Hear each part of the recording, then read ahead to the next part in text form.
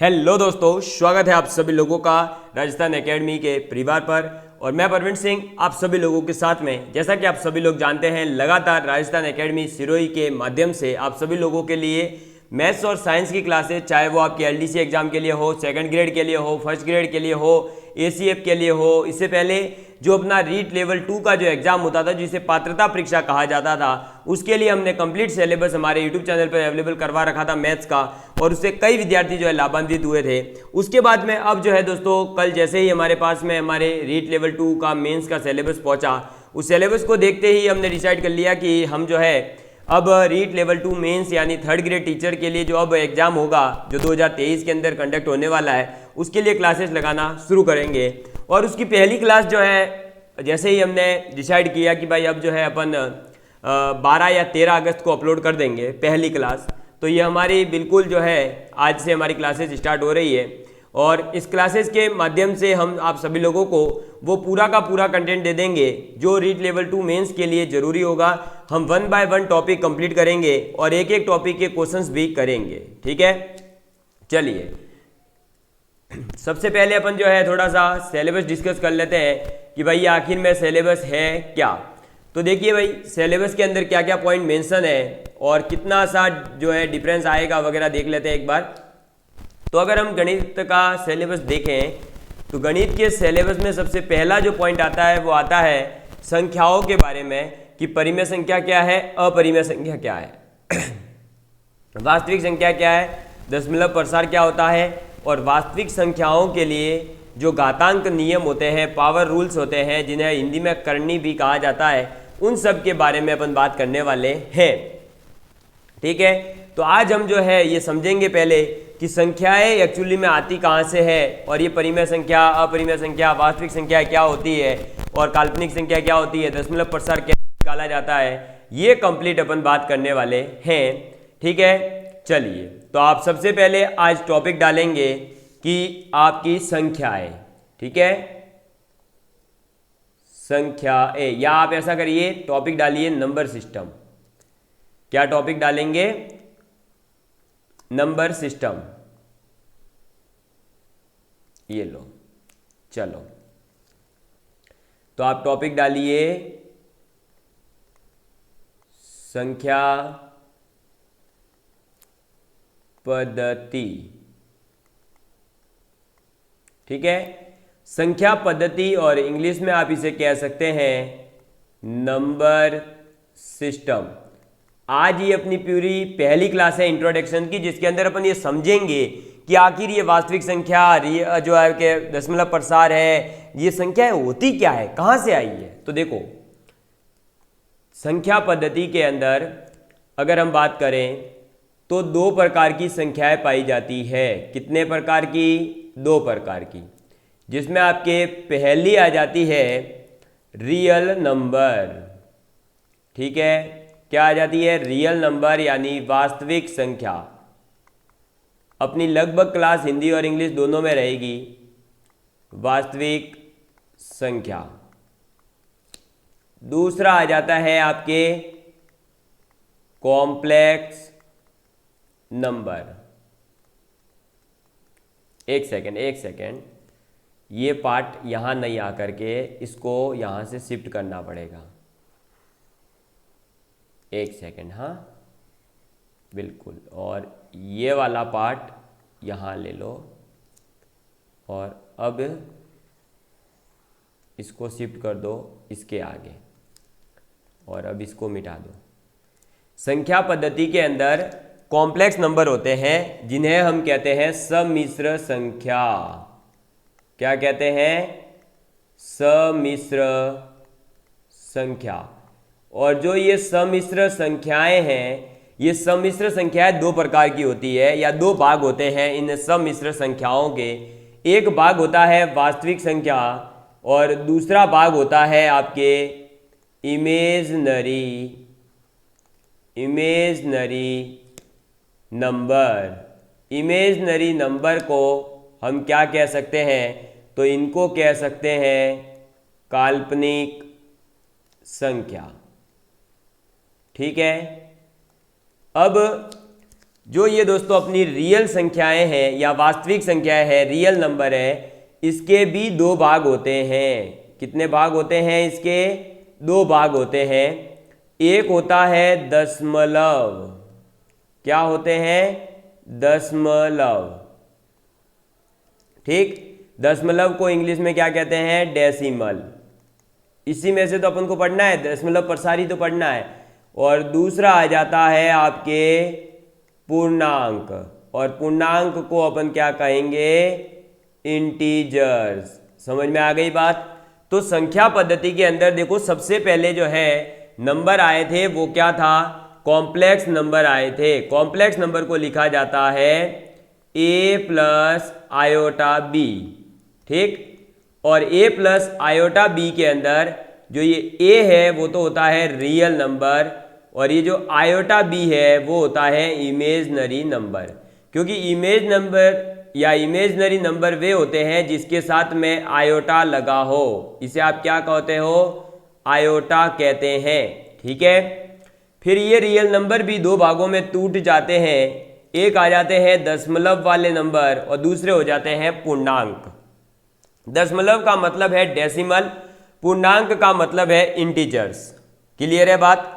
अब हम बात कर लेते हैं आगे कि ये जो अपने दशमलव है ये आगे जाकर के कितने भागों में बटेंगे, और यहीं से जो अपने सिलेबस में परिमेय अपरिमेय संख्या वगैरह दे रखी है ना, वो चालू हो जाती है। ठीक है, तो अब अपन लिखेंगे आगे हेडिंग क्या? दशमलव या डेसिमल के बारे में। तो आप लिखेंगे दशमलव। दशमलव यानी डेसिमल। ठीक है, ये जो दशमलव होते हैं ये दो प्रकार के होंगे आपके नंबर। ठीक है, पहले अपन समझ लेते हैं कि भाई ये दशमलव जो होंगे इसके एग्जाम्पल क्या क्या हो सकते हैं। तो देखो, इसके एग्जाम्पल हो सकते हैं, या तो आप लिखोगे 0.50 हो सकता है, 1.20 हो सकता है, 0.111111 हो सकता है, 0.253253, इस प्रकार के नंबर चल सकते हैं। ठीक है, आपने अगर इसको देखा ध्यान से तो आपको एक चीज समझ में आई कि यहाँ पर ये जो है 0.50, ये देखो 2 के बाद कंप्लीट हो गया, ये 1.20 के बाद कंप्लीट हो गया, लेकिन ये 0.111111 इनफाइनाइट तक चल रहा है। इसका मतलब ये 11111 आता रहेगा बार बार। ऐसे ही यहाँ देखो 0.253, 253, फिर 253, 253, ये पैटर्न में चलता रहेगा। ठीक है, तो अगर ये पैटर्न में चलता रहता है तो आगे जाकर अपन देखेंगे कि इसमें से दो भाग निकल कर आ रहे हैं, और वो दो भाग कौन से हैं? एक होता है आपके अनावृत संख्या। कौन सी? अनावृत संख्या। और एक होती है आवृत्ति संख्या। ठीक है, ये जो अनावृत होती है जिसके अंदर आपका जो है आवृत्ति फ्रीक्वेंसी रिपीटेशन नहीं होता, उसे कहा जाता है non recurring number, non recurring decimal. ठीक है, यानी अनावृत दशमलव संख्या, और आवृत्ति मतलब होता है रिकरिंग डेसिमल। क्लियर है? ये क्या होता है? रिकरिंग डेसिमल होते हैं।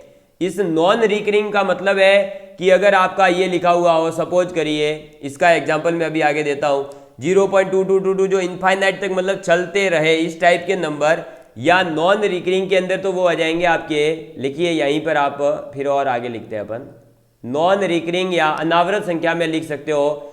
जैसे पाई है, तो पाई की वैल्यू क्या होती है? 3.1444, फिर आगे जो भी अलग अलग डिजिट आती है, सेम डिजिट का रिपीटेशन नहीं होता है। ऐसे ही √2 की वैल्यू, √7 की वैल्यू, √3 की वैल्यू, ये कुछ इसके एग्जाम्पल्स हैं जिनके अंदर आपका जो रिपीटेशन है संख्याओं का वो नहीं होता है। मतलब पॉइंट के बाद में हमेशा अलग संख्या 1 2 3 4 5 6 7 8 ऐसे हमेशा अलग संख्या का रिपीटेशन नहीं होता है। और यहां पर क्या आ जाएंगे एग्जाम्पल आवर्ती संख्या के अंदर कि आपका रिपीटेशन स्टार्ट हो जाए, रिकरिंग हो जाए, ठीक है। और रिकरिंग के एग्जाम्पल क्या हो जाएंगे, जैसे देखो 0.5 यही कंप्लीट हो गया, या फिर 0.2222 तो ये 2 रिपीट हो रहा है, या फिर आप कह सकते हो 0.151515 तो ये रिपीटेशन हो रहा है, या आप कह सकते हो 22/7। ये सब जो है आपके आवर्ती संख्या या रिकरिंग डेसिमल कहलाते हैं। यहां एक बात याद रखना, पाई जो है इसको याद रखना कि पाई बराबर 22/7 तो जरूर होता है, लेकिन 22 जो है वो एक नॉन रिकरिंग डेसिमल है और ये एक अपरिमेय संख्या कहलाएगा। लेकिन ये जो 22/7 है ये आपका रिकरिंग डेसिमल है, आवर्ती संख्या है, और ये एक आपका परिमेय संख्या कहलाएगा। तो अब इनके अंदर लिख लो, क्या लिखोगे, देखो आवृत्ति और अनावृत्ति में भाग दिया था अपन इसको, ये ए भाग है इसका, ये बी है, फिर ये इसका अनावृत्ति के अंदर पहला पॉइंट हो गया एग्जाम्पल।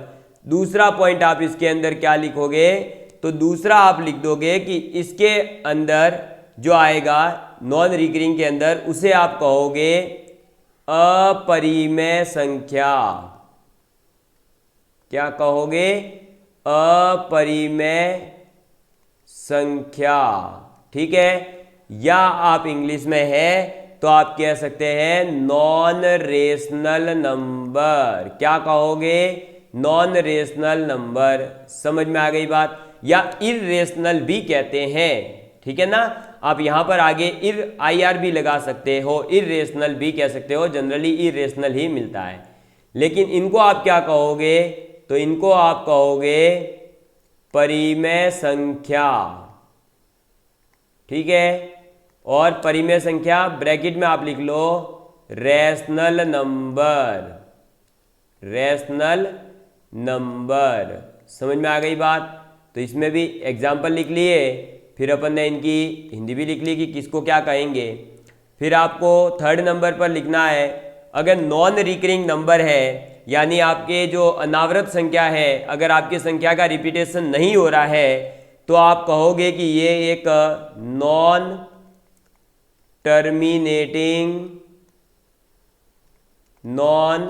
टर्मिनेटिंग डेसिमल होगा। यानी डेसिमल के बाद जो आने वाली संख्या है या जो डेसिमल है उसका टर्मिनेट नहीं होगा, एंड नहीं होगा, वो आगे से आगे, आगे से आगे, आगे से आगे जो है संख्या रिपीट होती रहेगी, दूसरी संख्याएं आती रहेगी। भाई संख्या अगर एक पैटर्न के बाद रिपीट होना स्टार्ट हो जाए तो ये कह सकते हैं कि यहाँ तक संख्या आ रही है, फिर ये कि ये रिपीट हो रही है। लेकिन अगर रिपीट हो ही नहीं रही, हर बार कुछ नई संख्या, हर बार कोई अलग संख्या, तो आप कहोगे नॉन टर्मिनेटिंग। और अगर ये हो जाए तो आप इसे कह देते हैं टर्मिनेटिंग डेसिमल। समझ में आ गई बात, क्लियर है, ठीक है। तो दशमलव संख्याएं जो होती है वो वास्तविक संख्या का भाग होती है, ये तो पता चल गया। वास्तविक संख्या में दो होती है, दशमलव और आपके पूर्णांक। दशमलव जो होती है उसके दो भाग होते हैं। दशमलव के दो भाग कौन कौन से हैं, एक है नॉन रिकरिंग या अनावृत संख्या, एक होती है आवर्ती संख्या। आवर्ती संख्या का मतलब है कि पॉइंट के बाद आने वाली संख्या का किसी एक पर्टिकुलर प्लेस के बाद रिपीटेशन स्टार्ट होगा। जैसे देखो 0.15 का मतलब है 1 और 5, यानी दूसरी डिजिट के बाद रिपीट हो रहा है, 15 आ रहा है, फिर वापस 15 आ रहा है। लेकिन अनावृत संख्या नॉन रिकरिंग के अंदर क्या होगा, 1 2 3 4 5 6 7 8 9 10 11 12 13, इसके मतलब रिपीटेशन होगा ही नहीं संख्या का, अलग अलग संख्या आती रहेगी। अपरिमेय संख्या का मतलब क्या है, आपके नॉन रेशनल नंबर या इरेशनल नंबर कह सकते हो, और वो कौन सी होती है, जिसका रिपीटेशन नहीं होता, और परिमेय संख्या जिनका रिपीटेशन होगा।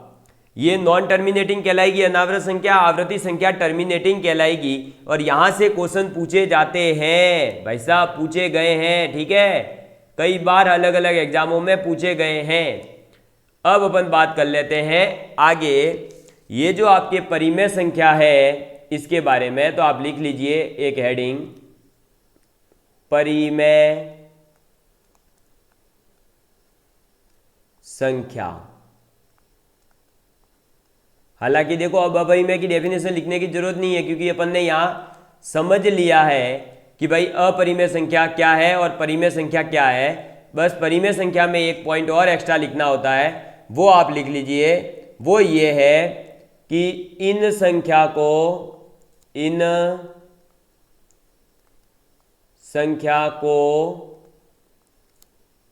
P बटे Q, जहां पर Q कभी भी जीरो नहीं होगा, Q can not be equal to zero, तो इन संख्या को P बटे Q या जहां पर Q जीरो नहीं हो सकता के रूप में को P बटे Q के रूप में प्रदर्शित कर सकते हैं। समझ में आ गई बात?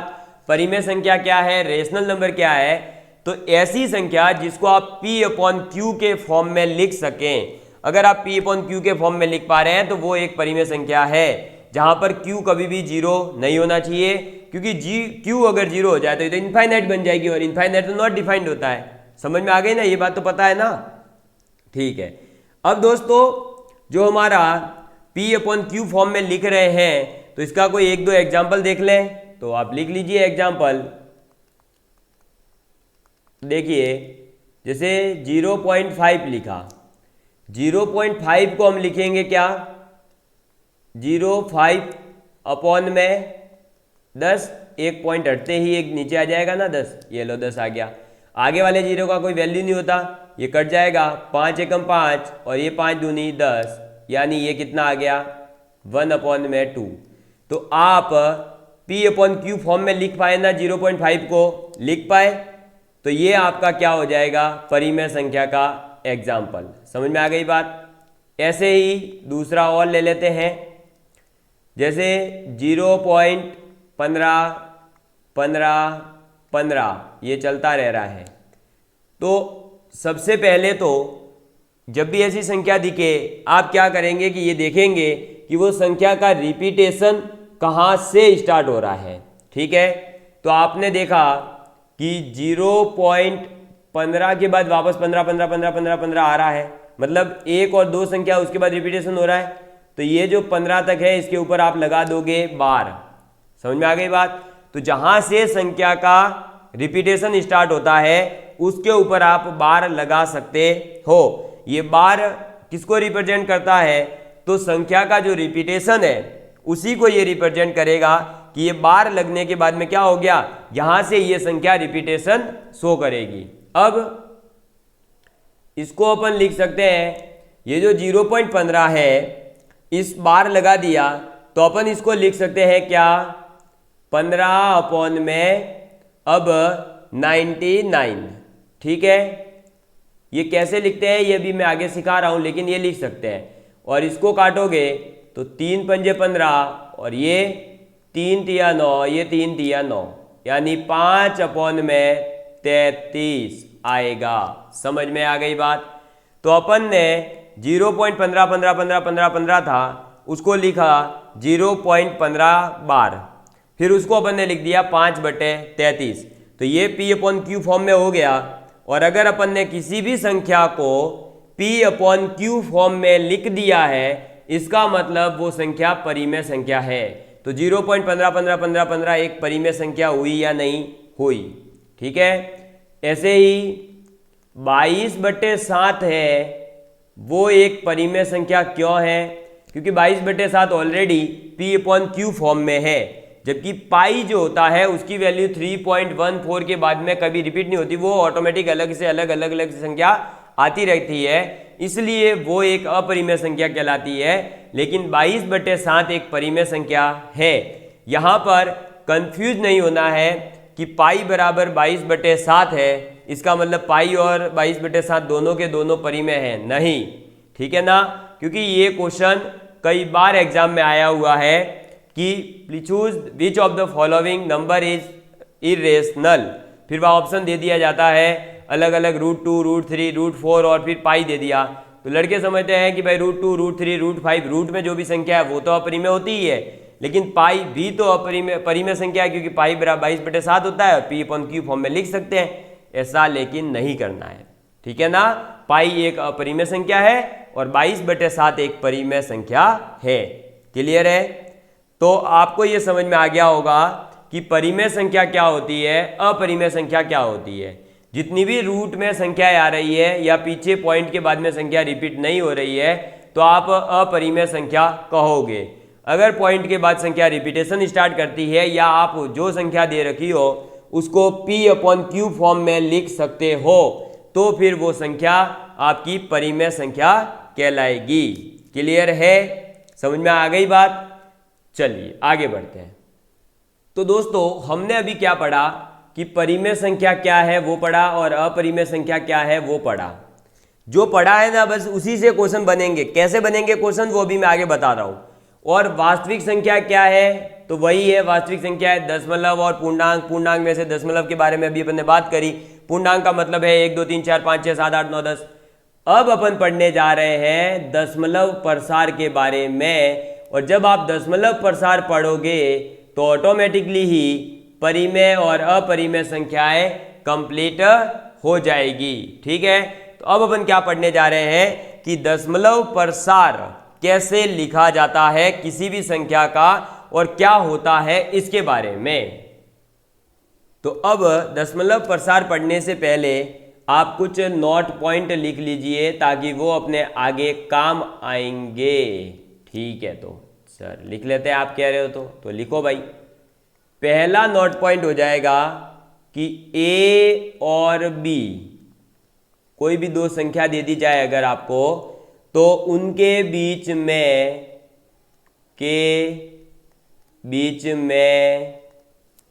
परिमेय संख्या के बीच में परिमेय संख्या कितनी होगी तो उनके बीच में परिमेय संख्या हो जाएगी AK + B divide by K + 1। ठीक है? जहां पर जो ये K है उस K का मतलब है 1 2 3 अप टू इनफाइनाइट। ठीक है? तो अगर आपसे बोल दिया जाए 1 और 2 के बीच में कितनी परिमेय संख्या है तो आपको कितनी चाहिए, K की वैल्यू उतनी तक पुट करते जाओ। अगर 4 पूछे तो K की वैल्यू 1 2 3 4 पुट करो तो जितनी भी परिमेय संख्या A और B के बीच में है वो वहां आ जाएगी। 10 चाहिए तो 10 तक पुट करो K की वैल्यू, 15 चाहिए तो 15 तक पुट करो, तो अलग अलग संख्याएं आ जाएगी। ठीक है? दूसरा नोट पॉइंट आप लिखेंगे कि A और B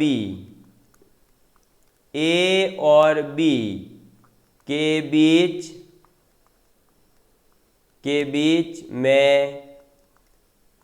अपरिमेय संख्या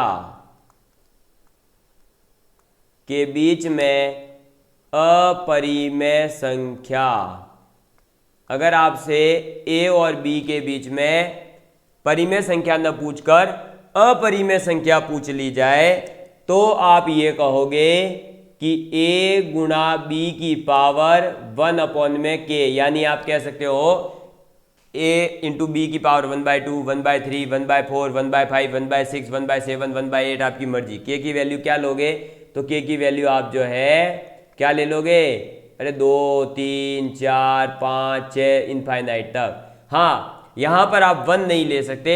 1 इसलिए नहीं ले सकते क्योंकि AB की पावर 1/k है। K की वैल्यू 1 लेते क्या बन जाएगा AB, और AB का मतलब तो क्या हो गया भाई, अरे AB का मतलब तो क्या हो गया, कोई संख्या बन जाएगी। ये तो अलग से ही फिर एक अगर 2 और 3 के बीच पूछा जाए तो 2 3 6 हो जाएगा। ये तो 6 कोई अपरिमेय संख्या थोड़ी हुई, 6 तो खुद एक मल्टीप्लीकेशन आ जाएगा, इसलिए अपन K बराबर 1 नहीं लेंगे। अब नेक्स्ट थर्ड पॉइंट आ जाता है जो आपके दशमलव प्रसार से ही संबंधित है। तो आप यहां पर हेडिंग डाल दो, आपकी इच्छा हो तो दशमलव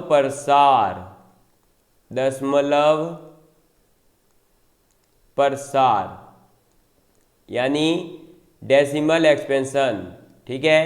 तो डेसिमल एक्सपेंशन क्या कहता है, आप इसके अंदर लिखेंगे सबसे पहला वो हो जाएगा, अगर 0.a बार कहीं पर लिखा है तो इसका मतलब हो जाएगा a/9, ठीक है।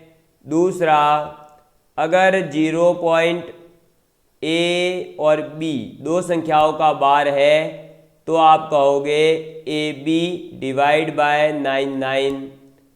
तीसरा हो जाएगा, अगर 0.a b और c का बार है तो आप कहोगे abc अपॉन डिवाइड बाय 999 हो जाएगा। क्लियर है बात? इसका मतलब क्या है कि जितनी संख्याओं के ऊपर बार हो, आप देख रहे हैं, देख रहा है ना विनोद, ए के ऊपर एक बार है तो बेटा 9 एक बार आया, दो संख्याओं के ऊपर बार है तो 2 9 आ गए, 3 के ऊपर बार है तो 3 आ जाएंगे, 4 के ऊपर बार है तो 4 9 आ जाएंगे, 5 के ऊपर बार है तो 5 9 आएंगे। ये बात समझ में आ गई? यानी जितनी संख्याओं के ऊपर बार लगा हुआ है उतने ही 9 से आप डिवाइड कर दोगे। क्लियर? फिर नेक्स्ट, अब आगे देखो अलग टाइप में, यहां पे इससे क्वेश्चन भी करवा रहा हूं मैं भी, केवल इनको लिखो फिर क्वेश्चन करते हैं। अगर अब ये आ जाए कि 1 सेकेंड, तो अगर आ जाए 0.ab की पावर बार, यानी ए बी का बार, तो ए के ऊपर बार नहीं है, ओनली बी के ऊपर, एक संख्या के ऊपर ही अगर बार हो तो आप लिखोगे a b minus a upon कितने के ऊपर बार है, एक के ऊपर, और बार कितने के ऊपर नहीं है तो एक के ऊपर, तो 1 0।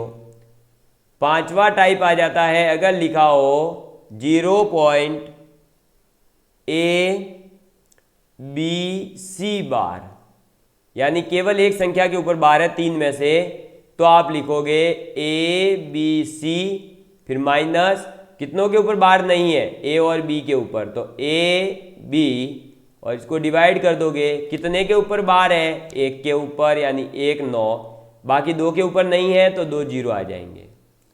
फिर 6 नंबर पर क्या आ जाएगा, तो अगर ये लिखा है 0.a b और c, तो अगर b और c दो संख्याओं के ऊपर बार है तो आप लिखोगे abc माइनस a, ठीक है। एक के ऊपर बार नहीं है ना तो एक ही माइनस होगा, डिवाइड, 2 के ऊपर बार है तो 2 9 आ जाएंगे, और एक के ऊपर बार नहीं है तो 1 0 आ जाएगा। क्लियर है? समझ में आ गई बात? क्लियर है ना? किसी प्रकार का कोई डाउट? सर हाँ डाउट तो है ना कि क्वेश्चन कैसे करूंगा, तो क्वेश्चन तो मैं करवाऊंगा ना, अभी तो केवल इतना तो समझ आया, जो लिखा वो तो दिखा कि भाई कैसे कैसे सर ने लिखा है। चलो अब अपनी प्रैक्टिस स्टार्ट होती है, तो आप अपनी कॉपी में हेडिंग डालें प्रैक्टिस, और अब प्रैक्टिस के लिए विभिन्न प्रकार के अलग अलग क्वेश्चन, चाहे वो एसएससी में भी आए हुए हैं, तो अपन करेंगे। तो सबसे पहले अपन छोटे से शुरुआत करेंगे। अगर लिखा हो 0.3 बार, इसका मतलब क्या हो जाएगा वो, तो a/9 यानी 3/9, इसका मतलब ये हो जाएगा 1/3। तो 0.3 बार लिखो चाहे 1/3 लिखो, एक ही बात है। समझ में आई बात? दूसरा एग्जाम्पल, अगर लिखा हो 0.7 बार, तो इसका मतलब क्या होगा भाई, a बार अपॉन में 9, ठीक है। अरे यही तो था पीछे, देखो 0.a बार है तो a/9, यानी a की वैल्यू कितनी है 7, तो 7/9 इसका आंसर है। कट रहा है तो काटो, नहीं कट रहा है तो आगे बढ़ो। तीसरा हो जाएगा 0.2 बार, यानी 2 बार आ गया है ना, तो भाई इसका मतलब a की वैल्यू कितनी हो गई 2, तो ये हो जाएगा 2/9। चौथा क्या हो जाएगा, तो 0.5 ले लो, चलो 0.5 बार, तो कितना हो जाएगा 5/9, ठीक है। ऐसे ही पांचवा एग्जाम्पल, तो 0.8 लिखा है और बार 8 के ऊपर है, तो क्या होगा आप खुद कमेंट करके बताएंगे। नेक्स्ट, अगर आपके दे रखा है 0.6 बार, तो क्या आंसर आएगा? 7वें नंबर पर है। अगर 0.1 बार है तो क्या आएगा? और 8वें नंबर पर देखो 10 तक गिनती सब आ जाए ना तो बढ़िया ही आ जाएगा। तो 1 आ गया, 2 आ गया, 3 आ गया, 4 ले लो। चलो तो 0.4 बार है तो क्या होगा? 5 आ गया, 6 आ गया, 7 आ गया, 8 आ गया और ये 9th आ जाएगा। 0.9 बार है तो क्या होगा? इन सबको आपको देखो 4 मैंने करवा दिए, 4 आप, 5 आप कर लेना, तो आपकी भी प्रैक्टिस हो जाएगी और आपके समझ में भी आ जाएगा कि सर ने क्या करवाया है और कैसे करना है। समझ में आ गई बात? क्लियर है? किसी प्रकार का कोई डाउट है क्या? अगर कोई डाउट है तो आपको क्या करना है, सिंपल सा कमेंट कर देना है। अदरवाइज हमारे व्हाट्सएप नंबर जो मैं यहाँ लिख रहा हूँ 7073153937 के ऊपर मैसेज कर देना है कि सर यहाँ से स्क्रीनशॉट लो, ये क्वेश्चन समझ में नहीं आया, तो वहाँ आपको हम समझा भी देंगे। किसी प्रकार का कोई टेंशन नहीं लेना है। ये बैच स्टार्ट हो चुका है, मतलब अब आपके लिए रेगुलर क्लासेस आएगी, तो आपको रेगुलर बने रहना है और डेली क्लासेस अटेंड करनी है। किसी प्रकार की ये जो है अब छोड़ना नहीं है कि भाई चलो अभी तो एग्ज़ाम लेट है, नहीं, अभी से लगोगे तभी तो सफलता मिलेगी, अन्यथा तो बाद में तो फिर रोना तो है ही है। नहीं होगा सिलेक्शन फिर बाद में बोलोगे सर टाइम गया था, वो हुआ था। रीट में भी यही हुआ था, हमने पूरी क्लासेस अपलोड करी थी, सभी बच्चों ने अटेंड करी थी, उनके सिलेक्शन हो गया, बहुत अच्छे से नंबर आ रहे हैं, वो कह रहे हैं सर बहुत फ़ायदा हुआ है। और जिन्होंने पढ़ाई नहीं करी फिर उनका तो अब हम भी क्या करें, इंडिविजुअली कोई पकड़ पकड़ के तो मैं पढ़ाऊँगा नहीं। समझ में आ रही है ना बात? तो आपको पढ़ना है, ठीक है। चलिए, तो ये जब अपनी बेसिक प्रैक्टिस हो जाए ना कि अपन को तो समझ आ गया, तो ये नहीं समझना है कि अपन गणित के 30 मार्क हो गए।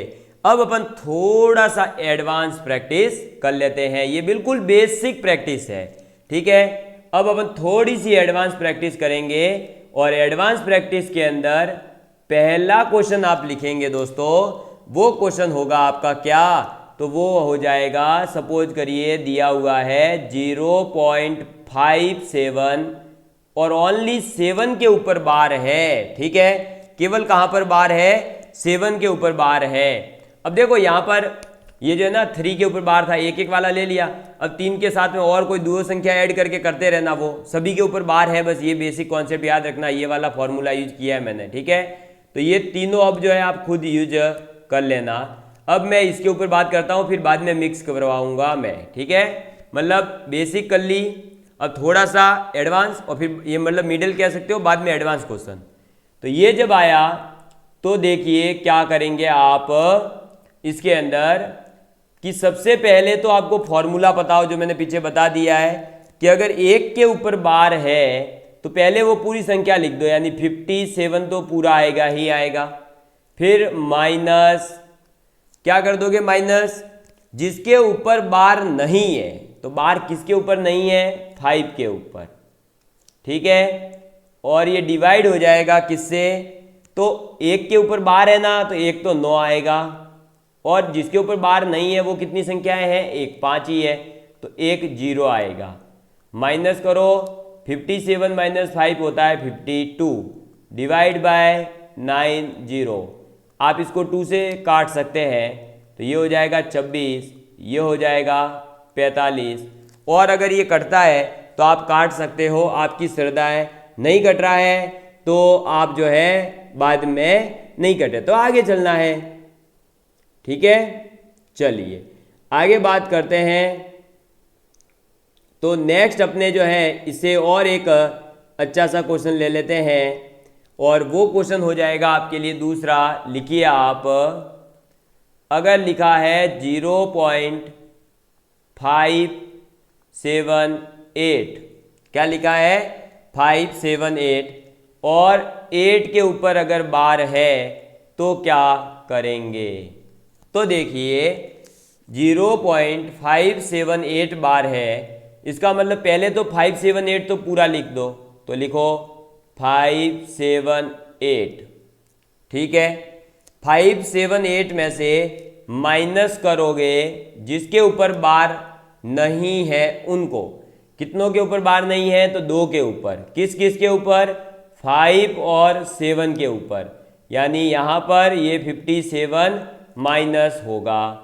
तुम 57 जैसे ही माइनस होगा, अब डिवाइड करो, जिसके ऊपर बार है उतने तो 9, तो 1 के ऊपर ही बार है तो 1 तो 9 आ जाएगा, और फिर 2 के ऊपर बार नहीं है यानी 2 0 आएंगे। ये कितना हो जाएगा? अरे तो ये हो जाएगा 521 बट्टे 900। अगर कटता है कहीं पर तो काटो, नहीं कट रहा है तो आगे बढ़ो। क्लियर है? समझ में आ गई बात? ठीक है। अब नेक्स्ट टाइप आ जाता है आपके, और देखिए एक थर्ड क्वेश्चन। अगर लिखा हुआ हो 3.1 2 के पावर बार है, ऐसा लिख दिया, तो क्या करोगे? तो सबसे पहले तो ऐसी संख्याओं के लिए क्या करते हैं कि जो पॉइंट के आगे है उसको और पॉइंट के पीछे है उसको अलग अलग कर दो। यानी 3.12 बार है तो इसको आप लिखोगे 3 प्लस 0.12 बार, ये लिख सकते हैं, तो ये लिख दो। अब ये 3 को तो एज इट इज रहने दो, 3 को छेड़ना नहीं है। बचा क्या? 0.12 बार। क्या बचा? 0.12 बार। इसको करेंगे सॉल्व। ये क्या हो जाएगा? 0.12 बार होगा तो सबसे पहले आपको पता है दो संख्याओं में देखो एक के ऊपर बार है तो दोनों संख्या पहले एक साथ लिखते हैं, यानी 12 को एक साथ लिख दो, लिख दिया 12। इसमें से माइनस कर देंगे जिसके ऊपर बार नहीं है। किसके ऊपर बार नहीं है? 1 के ऊपर, यानी -1 डिवाइड बाय जितनों के ऊपर बार है उतने 9। कितनों के ऊपर बार है? 1 के ऊपर, यानी 1 9, और किसके ऊपर बार नहीं है? 1 के ऊपर, यानी यहाँ 0। ये कितना हो जाएगा सॉल्व होकर के? तो ये हो जाएगा 12 - 1 11 बट्टे 9 0। समझ में आ गई बात? ये 11 बट्टे 9 0 तो आंसर हुआ इसका। साथ में जो 3 पहले से चल रहा है वो भी तो ऐड होगा।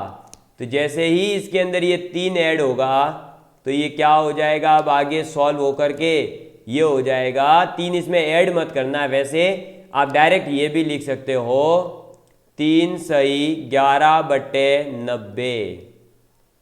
ये भी अपना आंसर सही है। या फिर आप इसका एलसीएम ले लो और 270 और 11 281 बट्टे 90 लिख दो, तब भी सही है। जो आपकी इच्छा करे वो आप लिख सकते हो। ठीक है, समझ में आ गई बात? क्लियर हुआ? ये थोड़ा सा आप कह सकते हैं मीडियम लेवल था। अब अपन जो है एडवांस लेवल के क्वेश्चन जो आपके एडवांस में मतलब आपके कह सकते हो आपके जो CGL वगैरह है, CHSL वगैरह है, या पटवारी कांस्टेबल कहीं ना कहीं अलग अलग एग्जाम में आए हुए हैं, या इससे पहले जो 3rd ग्रेड का इससे पहले जो पैटर्न था 2013 तक, वो उसमें जहां क्वेश्चन पूछे गए हैं वो इसमें इंक्लूड किए गए हैं। तो अब अपन थोड़े से एडवांस क्वेश्चन करेंगे और पहला क्वेश्चन है आप लोगों के लिए क्या? तो पहला क्वेश्चन आप लोगों को दिया गया कि 3.12 के ऊपर बार है, फिर प्लस 5.34 के ऊपर बार है, फिर 2.16 के ऊपर बार है। तो सम इन सबको जब जोड़ा जाएगा तो क्या होगा वो आप लोगों को फाइंड आउट करना है। समझ में आ गई बात? क्या करना है आप लोगों को? जो आपको देखो 3.12 बार, फिर 5.34 बार, फिर प्लस में 2.16 बार जो दे रखा है ना, इनको आपको जोड़ना है। इन सबको जोड़कर बताना है कि क्या आंसर आएगा। तो जब भी ऐसा क्वेश्चन दिखे, सबसे पहले जो पॉइंट के आगे संख्याएं हैं वो कितनी है? देखो 3 5 और 2, इनको आप जोड़ दो तो 3 + 5 + 2। और अब पॉइंट के बाद वाली जितनी संख्याएं हैं उनको लिख दो। तो कितनी है पॉइंट के बाद वाली संख्या? 0.12 प्लस 0.34 बार प्लस 0.16 बार, ये अलग अलग है, ठीक है। अब इन तीन को अलग जोड़ो, क्योंकि ये क्या है? पूर्णांक है, ये डायरेक्ट जुड़ेंगे। और ये क्या है? दशमलव प्रसार वाली संख्याएं हैं, इनको आप अलग जोड़ोगे। ये कितने हो जाएंगे? 10 प्लस, अब देखो 0.12, यानी ये क्या लिखा है? 0.AB का बार नहीं लिखा है क्या? अरे यही तो लिखा है 0.AB का बार, यानी AB/9 हो जाएगा।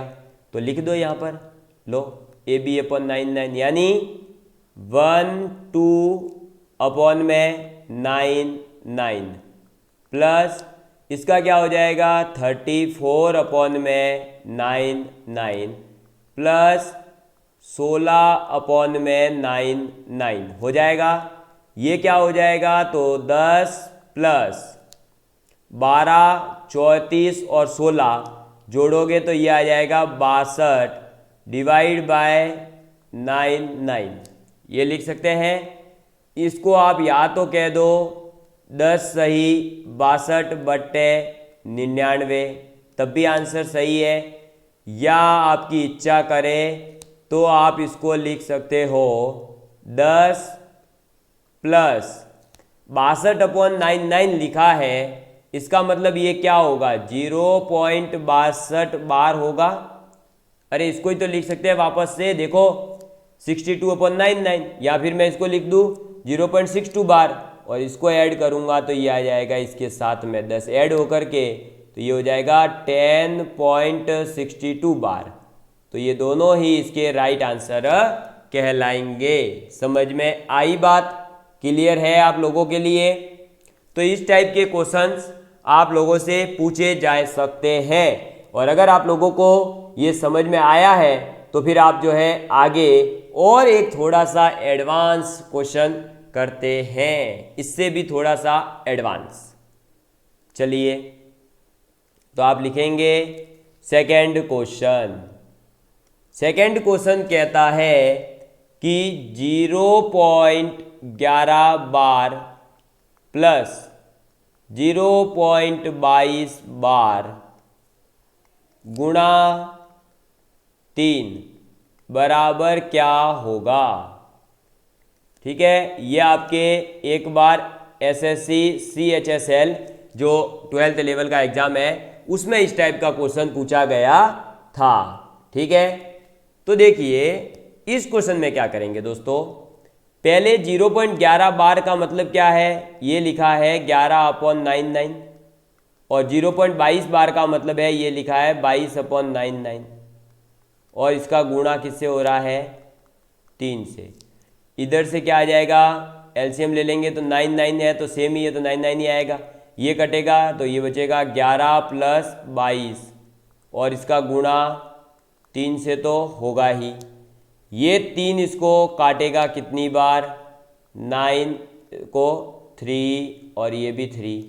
ऊपर भी कितना है? 11 और 22 33, तो ये 33/33 बन गया। ये जब कटेगा तो आंसर कितना आएगा? 1। क्लियर है आप सभी लोगों के लिए? मुझे नहीं लगता है किसी प्रकार का इस क्वेश्चन में कोई डाउट आया होगा। अरे इजी क्वेश्चन था ना सर, फिर एडवांस क्यों बोला था? एडवांस इसलिए बोला था क्योंकि इस टाइप का क्वेश्चन पूछा जाता है, तो फिर एडवांस ही हुआ ना, जो पूछा जाएगा वो एडवांस क्वेश्चन है, और सीधी सी बात है भाई। ठीक है, चलो अब आप नेक्स्ट लिखेंगे। ये रियली इम्पोर्टेंट क्वेश्चन है, और अगर ये क्वेश्चन आ जाता है आपके समझ या आपने कर लिया तो ये मान के चलिए कि आपको दशमलव प्रसार से संबंधित जो क्वेश्चंस है वो सब समझ में आ गए। ठीक है, क्वेश्चन है 0.B की बार, ए के ऊपर ही बार है, ठीक है, बी के ऊपर नहीं है, प्लस 0.A और बी के ऊपर बार है, बराबर में दे रखा है 4/9। ठीक है, कितना दे रखा है 4/9। देन a+b इक्वल टू क्या होगा, ये आप लोगों को बताना है। तो अब वापस सुन लीजिए और देख लीजिए क्वेश्चन क्या है। 0.ba बार प्लस 0.ab बार बराबर है 4/9। तो आपको a प्लस b की वैल्यू बतानी है। समझ में आ गई बात? ठीक है, तो आप इस क्वेश्चन को करिए ट्राई। तो आप इसको करिए, मैं आपके लिए टाइमिंग स्टार्ट करता हूँ। 1 मिनट का समय आपको दे रहा हूँ, इस क्वेश्चन को सॉल्व करिए। 1 मिनट में जिसने इस क्वेश्चन को कर लिया वो मान के चलिए कि उसके कोई प्रॉब्लम नहीं है, ये टॉपिक उसके पूरा बहुत अच्छे तरीके से समझ आ चुका है, क्योंकि ये बहुत अच्छे रियल में लेवल का क्वेश्चन है। थोड़ा बहुत आपको जो है छोटी कक्षाओं का नॉलेज अगर होगा तो आप कर पाएंगे। अभी जो बताया वो और छोटी क्लास का नॉलेज है, तो आप उसको मिक्स करके रियली इस क्वेश्चन को कर पाए तो ये मान के चलिए कि आपका इस लेवल का कोई भी क्वेश्चन आएगा आप कर लोगे, कहीं भी किसी प्रकार की कोई दिक्कत नहीं आएगी। करिए इस क्वेश्चन को सॉल्व जल्दी से जल्दी करिए करिए करिए करिए भाई करिए। 1 मिनट का समय दिया था और समय हो रहा है समाप्त। ये अपने हो गई 9, 8, 7, 6, 5, 4, 3, 2, 1 और ये हुआ समाप्त समय। अब मैं आपको बताता हूं, आप इसको देखिएगा कि कैसे करना था। देखो भाई 0.ba बार का मतलब क्या हुआ कि सबसे पहले तो आप लिखोगे ba-b, ठीक है, डिवाइड करोगे, कितने के ऊपर बार है 1 के ऊपर, यानी 1 9 आएगा, और कितने के ऊपर बार नहीं है 1 के ऊपर, तो 1 हो जाएगा 0। फिर प्लस 0.ab बार है तो ये हो जाएगा ab माइनस a, और कितने के ऊपर बार है 1 के ऊपर यानी 1, कितने के ऊपर बार नहीं है 1 के ऊपर यानी ये 0। ये हो जाएगा बराबर में क्या चलेगा 4/9। क्लियर है? यहाँ से जब आप इसको सॉल्व करोगे तो देखिए 9 से ये कटेगा भाई, 9 से ये 90 कॉमन आएगा और ये 10 बार कटेगा, 10 इधर चला जाएगा, तो ये हो जाएगा ba minus b plus ab minus a बराबर में 40। ये हो जाएगा। अब देखिए छोटी क्लास का जो नॉलेज मैंने कहा था उसका मतलब आप जो है यहाँ पर समझ रहे होंगे कि ए बी बराबर होगा बी ए, क्योंकि a इंटू बी करो चाहे b इंटू ए करो बराबर होगा। लेकिन क्या ये इंटू वाले हैं क्या? नहीं, ये बेसिकली ऐसे लिखा है कि अगर एक 57 है तो एक है 75। क्या 57 और 75 कभी इक्वल हो सकते हैं? नहीं, ये इक्वल नहीं हो सकते। तो क्या मैं लेकिन 57 को ये लिख सकता हूँ 10 गुणा 5 प्लस 7, और इसको मैं ये लिख सकता हूँ ना 10 गुणा 7 प्लस 5 लिख सकता हूँ। तो ऐसे ही मैं इस ए बी को क्या लिख सकता हूँ, इसको मैं लिख सकता हूँ 10 इंटू बी प्लस ए, माइनस ये बी चल रहा है वो चलता रहेगा। फिर इस ए बी को मैं क्या लिखूँगा 10 ए प्लस बी माइनस ए लिख लूँगा। ये जो कैलकुलेशन करी है ये मैं नीचे ले जाता हूँ, ये आपको याद दिलाएगी कि आपको क्या गलती नहीं करनी है। ठीक है, या अपने पास में यहाँ रखते हैं इसको साइड में। अब ये बराबर में क्या चलेगा 40। अब देखिए ये प्लस ए ये माइनस ए कट गया, ये प्लस बी और ये माइनस बी कट गया। क्या बचा अपने पास में? तो अपने पास में बचा 10 गुणा ए प्लस बी बराबर 40, यानी कि जब ये कटेगा तो ये कितनी बार कटेगा 4 बार। तो इसका मतलब ये क्या हो जाएगा, ये हो जाएगा a प्लस बी बराबर आ गया 4। तो a प्लस बी की वैल्यू कितनी आ गई, 4। यही अपना राइट आंसर है। समझ में आ गई बात, क्लियर है। इसको मैं वापस ऊपर ले आता हूँ थोड़ा, क्योंकि ये याद रखना ज़रूरी है। ये जिसको याद रह गया ना उसका काम हो जाएगा, क्योंकि ये ही इसका मेन कॉन्सेप्ट है। समझ में आ गई बात, क्योंकि यही दिक्कत देता है। जब ये एग्ज़ाम में आया मैक्सिमम बच्चों ने ए बी बराबर बी ए कर दिया, जबकि वो ये भूल गए कि ए गुणा बी नहीं लिखा है, वो एक संख्या थी। अरे ये 0. इसका मतलब क्या है, इसका मतलब तो ये हो सकता है 0.57, 0.58। तो क्या 5 और 8 का मल्टीप्लाई करोगे? अरे नहीं करोगे ना बबुआ। तो फिर तो जब वो नहीं कर रहे तो फिर ये कैसे लिख सकते हैं कि ए बी बराबर बी ए होगा? नहीं लिख सकते। समझ में आई बात? तो दोस्तों आज अपन ने क्या क्या पढ़ लिया, परिमेय संख्या क्या होती है, अपरिमेय संख्या क्या है, वास्तविक संख्याएं क्या है। तो जो भी पढ़ा है ना ये सब वास्तविक संख्या ही है। ये जितनी भी संख्याओं के बारे में लिखा है ये सब वास्तविक संख्या ही है, ठीक है।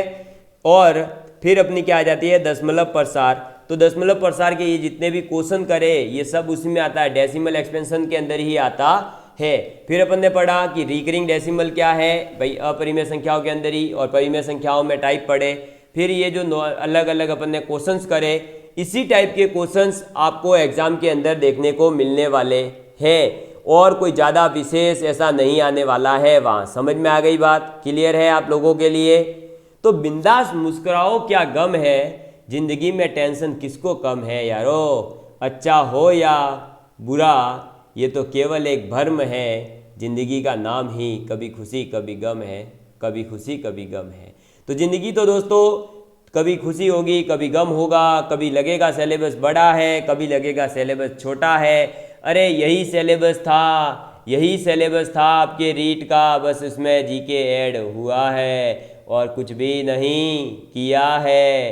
तो जल्दी से लग जाओ तैयारियों में, क्यों अपना समय व्यर्थ करने के पीछे पड़ा है, ठीक है। तो धन्यवाद आप सभी लोगों का, अपना प्यार बनाए रखिएगा। और यह आज की पहली क्लास कैसी लगी जल्दी से कमेंट करके बताइएगा, ताकि हम आप लोगों के लिए लगातार ऐसे ही धुआंधार क्लासेस के साथ में और ऐसे ही प्रैक्टिस के साथ में अपन जो है क्या कर लें, साइंस मैथ का सिलेबस एग्जाम से पहले ही 2022 के एंड तक ही पूरा कर लें। धन्यवाद, आप सभी लोगों का प्यार इसी तरह बना रहे।